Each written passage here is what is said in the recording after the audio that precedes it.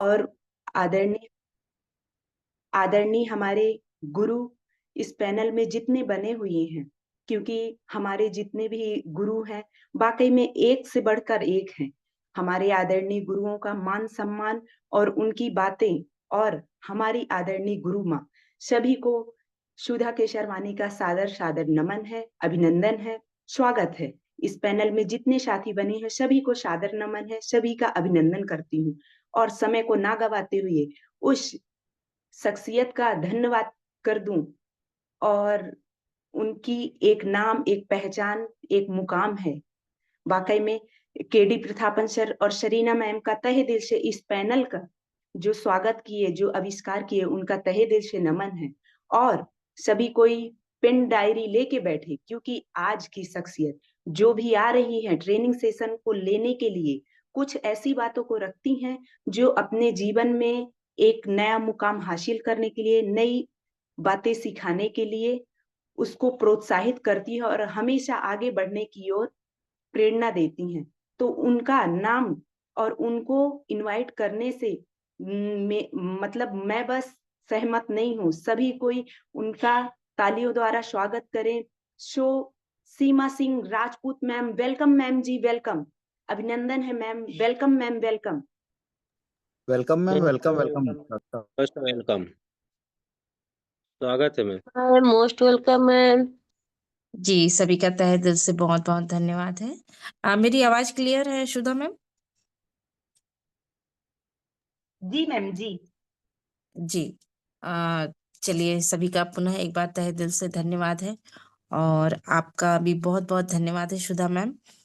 और सबसे पहले मैं परमपिता परमेश्वर का तहे दिल से धन्यवाद करूंगी, अपने माता पिता का धन्यवाद करूंगी, अपने सभी गुरुओं का धन्यवाद करूंगी और हमारी कंपनी के ऑनर आदरणीय केडी प्रथापन सर और आदरणीय शरीना मैम का भी मैं तहे दिल से धन्यवाद करूंगी और उनके संघर्ष को शत शत नमन करूंगी। धन्यवाद करूंगी उन सभी लीडरों का, गुरुओं का, जो आज एक अविस्मरणीय योगदान जो दे रहे हैं इस पैनल को चलाने के लिए, जो लगातार अपना समय बोलो, पैसा बोलो दे रहे हैं और ऑर्गेनाइज कर रहे हैं कि कैसे इसको बनाए रखा जाए, संगठन की ताकत को बढ़ाएं। केवल बनाना ही नहीं है बल्कि संगठन की ताकत को बढ़ाना भी है, उस पर लगातार प्रयासरत हैं और अपने समय का योगदान दे रहे हैं। ये एक बहुत बड़ी चीज है। तो हमारे आदरणीय कुलदीप सर जी, यानी कि टीम अर्निंग ईगल जो है उसके सारे जो स्तंभ हैं उनका तहे दिल से मैं धन्यवाद करूंगी। आदरणीय कुलदीप सर जी हैं, आदरणीय राम लखन पटेल सर जी हैं, नरेश नाग सर जी हैं, रितेश मुंशी सर जी हैं, विश्वजीत सर जी हैं और हमारे डॉक्टर हसन सर जी हैं, मिराजुद्दीन सर जी हैं, श्रद्धा श्रुति मैम हैं और भी जितने भी लीडर हैं उन सर, नरसिंह सर जी हैं, हमारे सभी का तहे दिल से धन्यवाद है। और धन्यवाद करूंगी उन सभी लोगों का जो समय निकालकर इस पैनल में लगातार आने का योगदान दे रहे हैं, चाहे उनकी मनसा कुछ भी हो। आना, नियमित रूप से आना, ये भी एक बहुत बड़ी चीज होती है। और जब कहते हैं ना कि जब हमें किसी चीज का पता नहीं होता है कि हम क्यों जा रहे हैं, लेकिन जब हम लगातार उस काम को करते हैं तो रिजल्ट, अगर उसकी नीयत सही है तो रिजल्ट सही, रिजल्ट सामने आ ही जाता है। तो उन सभी का तहे दिल से धन्यवाद है और धन्यवाद करूंगी आज सुधा केशरवानी मैम का, जो मुझे ऐसा लगता है कि इस पैनल पे उनकी पहली होस्टिंग है और मुझे पूरा भरोसा है कि वो अपने किरदार को बखूबी निभाएंगी। तो उनका बहुत बहुत धन्यवाद भी है और बेस्ट ऑफ लक भी है और विश्वास भी है। तो आगे मैं सेशन की तरफ आती हूँ। तो दोस्तों, हम सभी यहाँ पर आते हैं कि कुछ ऐसी बातें हम समझें जो हमारे जीवन में, हमारे बिजनेस में कहीं ना कहीं काम आए। अभी तक जो हमारे जो 12 से 13 महीने का जो सेशन था, मैं अधिकतर उन बातों पर ज्यादा पहलू पर ध्यान देती थी कि अभी हमारी कंपनी चल नहीं रही है, तो क्यों ना हम ऐसी बातों पर ध्यान केंद्रित करें जिससे हमें वर्तमान में फायदा मिले। जैसे कभी हेल्थ को लेकर, कभी वेल्थ को लेकर, कभी पारिवारिक दशा को लेकर। क्योंकि पैसे कमाने के साथ साथ इन चीजों का भी अ, हमारे जीवन पर गहरा संबंध रहता है। क्योंकि अगर हमारा हेल्थ अच्छा है तो हम हर काम को सही ढंग से कर पाते हैं, वरना हेल्थ की वजह से बहुत रुकावटें आती है। तो ये तो ऐसा है कि हम कब कभी भी या मरते दम तक हमारा हेल्थ अच्छा बना रहे, तो ये इम्पोर्टेंट है। पारिवारिक जो संगठन होती है, जो पारिवारिक स्थिति होती है, ये भी हमेशा अच्छा बना रहे। चाहे हम किसी भी मुकाम पर पहुंच जाए, ये बहुत जरूरी होता है कि वो अच्छा बना रहे। और लगातार इस पर काम करने की जरूरत भी हमेशा रहती है। चाहे हम कोई भी काम करते रहे, हमें अपने पारिवारिक स्थिति को भी एक नजर रखना बहुत जरूरी होता है। क्योंकि कभी कभी हम पैसे तो बहुत कमा लेते हैं, लेकिन अगर हमारी पारिवारिक स्थिति सही नहीं रही तो कहीं ना कहीं हमारा सुख जो है वो अधूरा हो जाता है। और कहीं ना कहीं हम डिप्रेशन में या टेंशन में रहते हैं कि इतना कुछ करने के बावजूद हमारे परिवार वालों के प्रति हमारी जो हमारे लिए जो सोच है वो सही नहीं है, या हमारे घर में स्थिति सही नहीं है ना। तो ये तो बहुत जरूरी टॉपिक था। लेकिन चूंकि अपडेशन आ चुका है, और हम सभी जानते हैं कि जब अपडेशन आ चुका है तो लगभग लगभग हम उस अपडेशन को लिए हैं कि हाईरीच को अब रनिंग में आने में ज्यादा समय नहीं है। वो वर्कशॉप में खड़ी है समझ लो, जहां पर अब उसकी रिपेयरिंग होगी, है ना। जैसे बोलते हैं ना कि गाड़ी आ, काफी दिनों से खड़ी है, लेकिन अब चलाने का जब उसको एक समय आता है, तो कहीं ना कहीं जब काफी दिन से गाड़ी खड़ी होती है तो उसको एक बार सर्विसिंग की जरूरत पड़ती है। तो कहीं ना कहीं अब वो समय है कि हमारे हाई रीच के लिए सर्विसिंग की जरूरत है, कि जब गाड़ी चलेगी तो वो अच्छे से चले, रुके ना, किसी प्रकार की कोई परेशानी आए ना। तो दोस्तों, जैसे कि एक कहानी, एक स्टोरी जो हम सभी ने हमेशा से सुना है, और मेरे ख्याल से 50 बार सुने होंगे। क्योंकि जब पैनल चलता था तब भी और आज भी उस स्टोरी को कई लोगों ने बताया है और हम लोगों ने सुना है। कौन सी स्टोरी? चिड़िया वाली। कि जंगल में आग लगती है, एक चिड़िया रहती है, और जंगल में जब आग लगती है तो वो चिड़िया जो है अपने छोटे से चोंच से बार बार पानी जो है वो डालती है। और तो दूसरे जो पक्षी रहते हैं या जानवर रहते हैं वो उनसे बोलते हैं कि ये तुम क्या कर रही हो, तुम्हारे इतनी छोटी सी चोंच से पानी जो है वो कैसे बुझ सकता है आग। तो वो बोलती है कि वो चिड़िया बोलती है कि हाँ, मैं जानती हूँ कि ऐसा संभव नहीं है कि मेरे द्वारा किए गए इस प्रयास से आग बुझ जाए। लेकिन फिर भी मैं चाहती हूँ कि जब इतिहास रचा जाए, इतिहास बनेगा, और उसमें जब लिखा जाएगा कि आपका स्थान कहाँ है, कि आप आग लगाने वालों में से थे, कि आप आग बुझाने वालों में से थे, या आप तमाशा देखने वालों में से थे, कि आग लगी है, आग लगी है। तो बोले कि मेरा नाम मैं चाहती हूँ कि उस श्रेणी में आए जहां पर आग बुझाने वालों का नाम हो।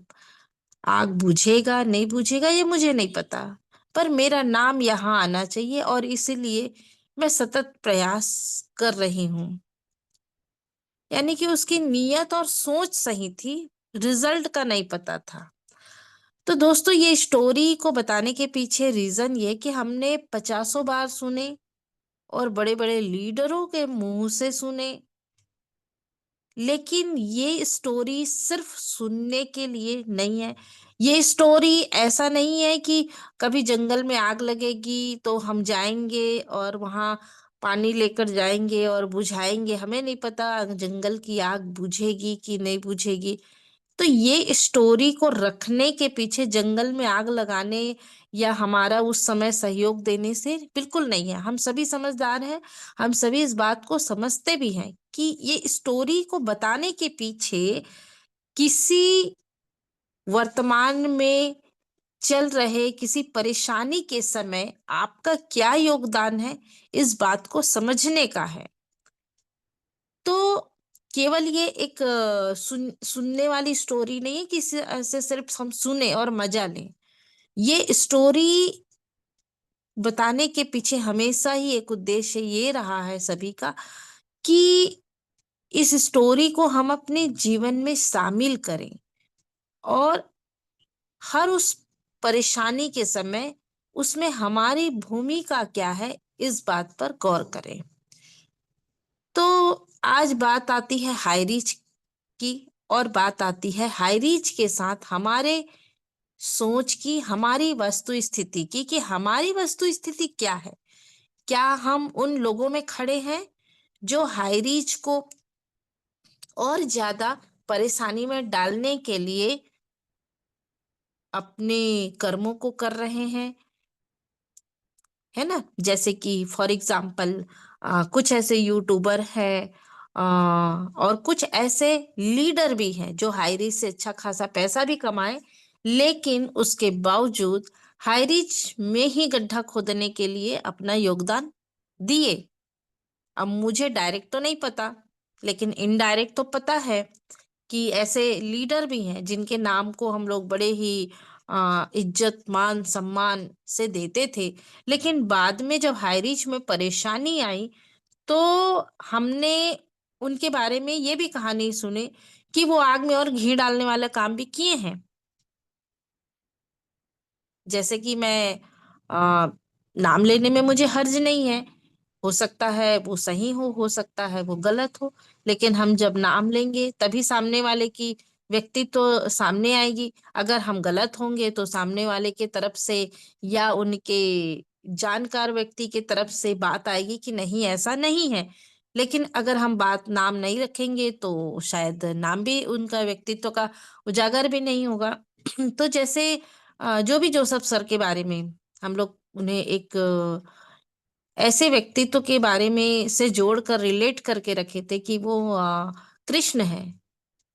वो कृष्ण है और हम सबको अ, इस आर्थिक विषम परिस्थितियों से निकालने के लिए वो नॉर्थ इंडिया में आए हैं। हमने उन्हें कृष्ण का दर्जा दे रखा था, लेकिन जब बाद में पता चला कि जब हाई रीच में परेशानी आई तो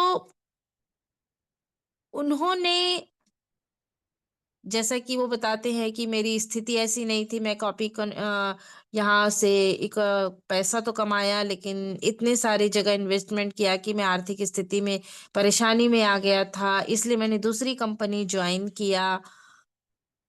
ठीक है, वो कोई दिक्कत नहीं है, लेकिन दूसरी खबर ये आई कि वो अपनी कंपनी को ग्रोथ देने के लिए हाई रीच के लोगों को भड़काने का काम किए। ठीक है, आपकी वस्तु स्थिति, आपकी आर्थिक स्थिति सही नहीं थी, आपने उस वजह से किया, वो एक अलग मैटर है।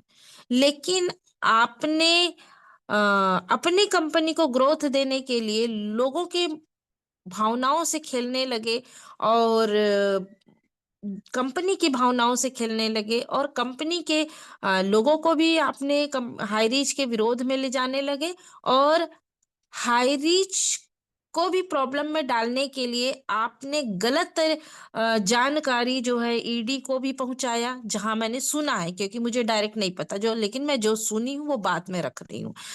ईडी को पहुंचाए या विपरीत पार्टी को भी पहुंचाए होंगे, जो विपक्षी पार्टी थी, तो वो घर के भेदी लंका ढाई वाला जो काम किए, और इस वजह से भी हाईरिच काफी दिक्कतों में आई कि ये तो होता ही है कि घर के भेदी लंका ढाई वाले व्यक्ति अगर किसी प्रॉब्लम में खड़े हो जाए तो प्रॉब्लम दुगुना बढ़ जाता है।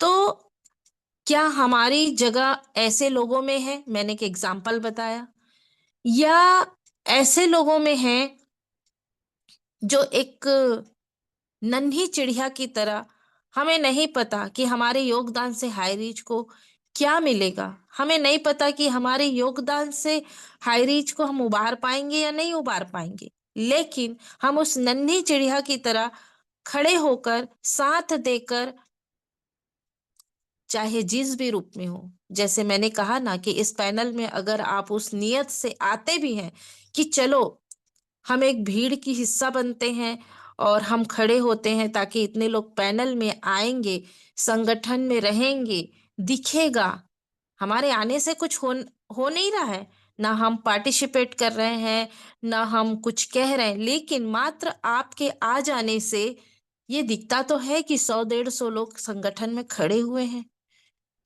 ये एक बहुत बड़ी ताकत है। उस आग बुझाने के जैसे जो वो नन्ही चिड़िया कर रही थी, तो हम यहाँ पर कम से कम ये योगदान दे तो रहे हैं, हम कम से कम कंपनी को प्रॉब्लम में डालने के लिए कोई कर्म तो नहीं कर रहे हैं। तो वो नन्ही चिड़िया की तरह दोस्तों आपका योगदान रहेगा कि आपने इस विषम परिस्थितियों में आकर हमारा साथ दिए। हमें नहीं पता कि हमारे योगदान से क्या रिजल्ट में परिवर्तन ला सकते हैं हम, लेकिन ये योगदान देना एक अच्छी नीयत, एक अच्छे सोच के प्रति है। तो कुछ लोग ऐसे होंगे और कुछ लोग ऐसे भी हैं जो तमाशा देखने में बड़ा मजा आता है, जिनको, है ना, कि देखो ये तो हाई रिच के साथ जुड़े हुए हैं, बेवकूफ हैं, क्या कर लेंगे, बहुत सारे कमेंट्स सुनने को मिलता है। तो वो तमाशा देखने वाले में है। तो क्या हमारी स्थान तमाशा देखने वालों में है? हम खुद जो है अपनी, क्योंकि हर इंसान अपने बारे में जितना जानता है कोई उसके बारे में उतना नहीं जानता है, तो हम अपने बारे में हम विचार करें कि इस स्टोरी को तो हमने बहुत सुना, और ये सिर्फ एक हाई रिच के लिए ही नहीं, आप जीवन में कहीं पर भी हो, इस स्टोरी से अपने आप को रिलेट कर सकते हैं कि मेरा स्थान क्या है इस समस्या में। मैं आग भड़काने वाले में हूँ, आग बचाने वाले में हूँ, या तमाशा देखने वाले में हूँ। तो हर स्टोरी जो होती है ना, वो बोलते हैं कि कोई भी स्टोरी किसी स्थिति से बनती है और फिर उसी स्टोरी से फिर स्थिति बनती है। देखिए, इसको समझने वाली बात है कि किसी स्थिति से कोई स्टोरी बनती है। जंगल में आग लगी, ऐसा ऐसा घटना हुआ, इससे स्टोरी बना, और इस स्टोरी को सुन सुन के हमने एक स्थिति बनाया कि हमारी जगह कहाँ पर है। सिर्फ स्टोरी को सुन के एक कान से दूसरे कान से निकाल देने के लिए स्टोरी नहीं बनती है, क्योंकि हर स्टोरी किसी शिक्षा के लिए बनाई जाती है, और उसका उत्पन्न इसलिए होता है ताकि दोबारा ऐसा ना हो, और ऐसा हो तो हमारी वस्तु स्थिति क्या होनी चाहिए। तो ये स्टोरी तो हमने बहुत बार सुना, लेकिन क्या इस स्टोरी के द्वारा कभी अपने बारे में हमने स्टडी किया?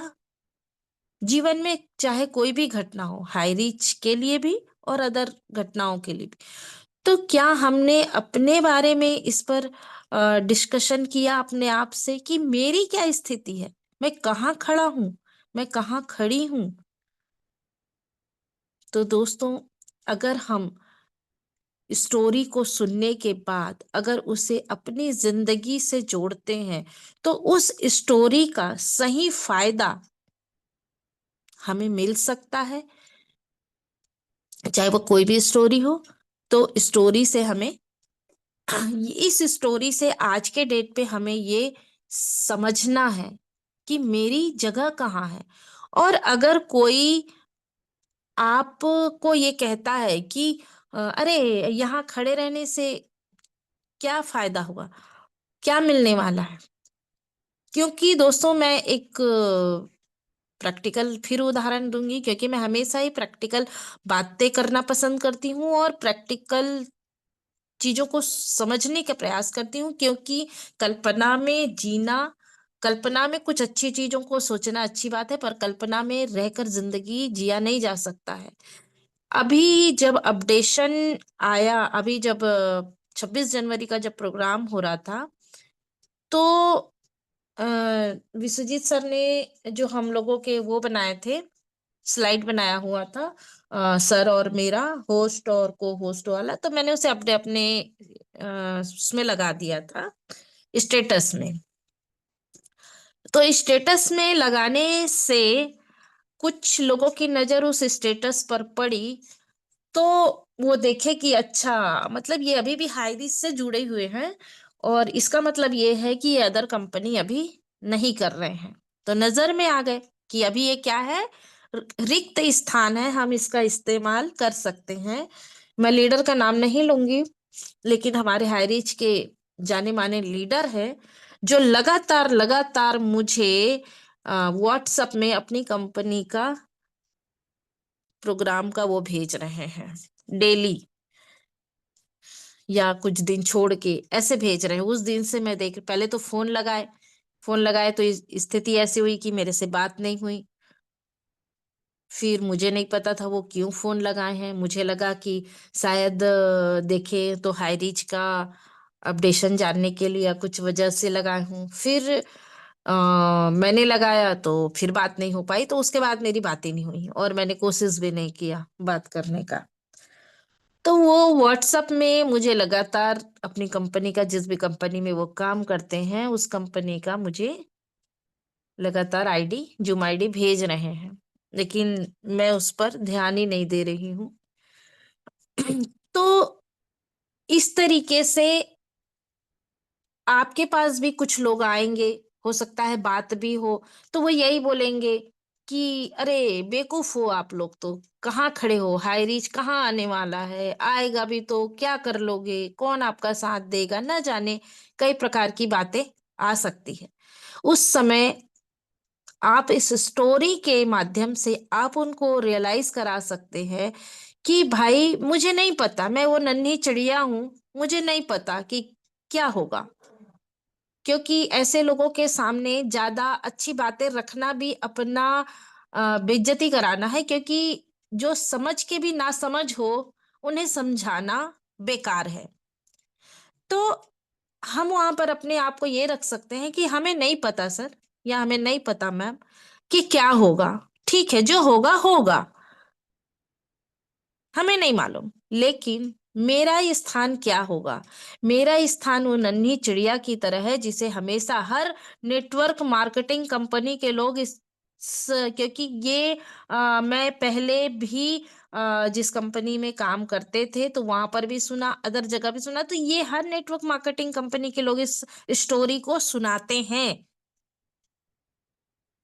लेकिन जब वास्तविक में इस स्टोरी के द्वारा अपने आ, अमल करने की बारी आती है, तो शायद बहुत लोग नहीं कर पाते हैं। तो इस स्टोरी को रियलाइज करा सकते हैं कि पता नहीं सर, जैसे वो नन्ही चिड़िया जो है वो आग बुझाने में मदद कर रही थी, और उससे उसका बुझेगा बुझता नहीं बुझता वो बात की बात है। मैं भी वो नन्ही चिड़िया हूँ जो हाई रिच के साथ में खड़ी हूँ, बस सामने वाले को समझ में आ जाएगा। तो ये एक छोटी सी स्टोरी थी, जिसके तरफ से मैंने अपनी बातों को रखने का प्रयास किया।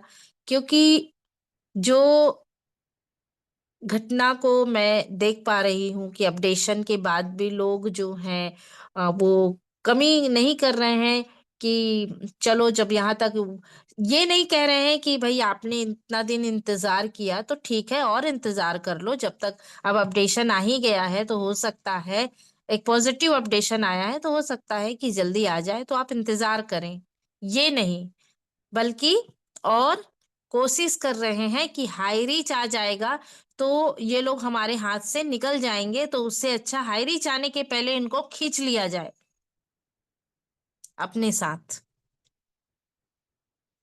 तो ये लोगों की सोच है। तो दोस्तों मेरे बातों को रखने के पीछे यही रीजन है। मैंने हमेशा से कहा, आप कोई भी कंपनी कर रहे हैं गलत नहीं कर रहे हैं, कर रहे हैं अच्छी बात है, क्योंकि पापी पेट का सवाल है, पेट खर्चे नहीं रुकते हैं। और जो व्यक्ति के पास अगर कोई अर्निंग पर्सन नहीं है, अर्निंग माध्यम नहीं है, आप दूसरी कंपनी कर रहे हैं, कोई गलत नहीं है, लेकिन आप किस जगह खड़े होकर कर रहे हैं। जो मैंने स्टोरी का जो बनाया ना, कि आप हाई रीच के लिए कमाने के बाद, आप अलग होने के बाद आज भड़काने वाला काम कर रहे हैं, कि आप एक नन्ही चिड़िया की जगह खड़े हैं या तमाशा देखने वालों में खड़े हैं। तो इस बात को समझना है दोस्तों। आप कर रहे हैं, कोई भी कर रहे हैं, मैं उसके लिए बिल्कुल गलत नहीं मानती हूँ कि आप ये कंपनी क्यों किए, वो कंपनी किए, किए अच्छी बात है, लेकिन उससे उस जगह पर रख कर हाई रीच के प्रति आपकी क्या सोच होनी चाहिए, क्योंकि कंपनी बंद नहीं हुई है। कंपनी बंद हो जाती तो फिर हर किसी को आ, जरूरी था, लेकिन कंपनी अगर संघर्ष कर रही है और इतना दिन वेट करने के बाद लोग अगर किसी व्यक्ति को भड़काने की कोशिश कर रहे हैं या विपक्ष में बात कर रहे हैं, तो वो बात सही नहीं है, ये मेरा मानना है। बाकी अगर कोई कंपनी कर रहा है और अच्छे तरीके से कर रहे हैं तो अच्छी बात है। हर कोई के लिए पैसे कमाना बहुत जरूरी है, बिना पैसे के एक दिन एक घंटा नहीं चलता है ना। जीवन में पैसा कमाना बहुत जरूरी है, पर आपकी नीयत, आपकी सोच क्या है, वो इम्पोर्टेंट है, और इस बात को समझना है दोस्तों, और उस हिसाब से हमें आगे का काम करना है। हो सकता है मेरी बातें किसी को बुरी भी लग सकती है, लेकिन मेरा उद्देश्य किसी को हर्ट करना नहीं है। मेरा उद्देश्य सिर्फ वस्तु स्थिति को समझाने और समझने का है। जो मुझे समझ आया, जो मैं देखी, जो मैं समझी, वो बात मैंने रखा है। आ, तो इसी के साथ मैं अपनी वाणी को विराम दूंगी, और यही कहूंगी कि जिन्हें भी ये बात अच्छी लगी हो, उस बात को अमल करें, समझें और आगे बढ़ें, और खुश रहें। जीवन का सबसे बड़ा उद्देश्य एक ही है, खुश रहें और लोगों को खुश रखें। तो thank you, thank you. Sudha ma'am, welcome. आप आए और आगे के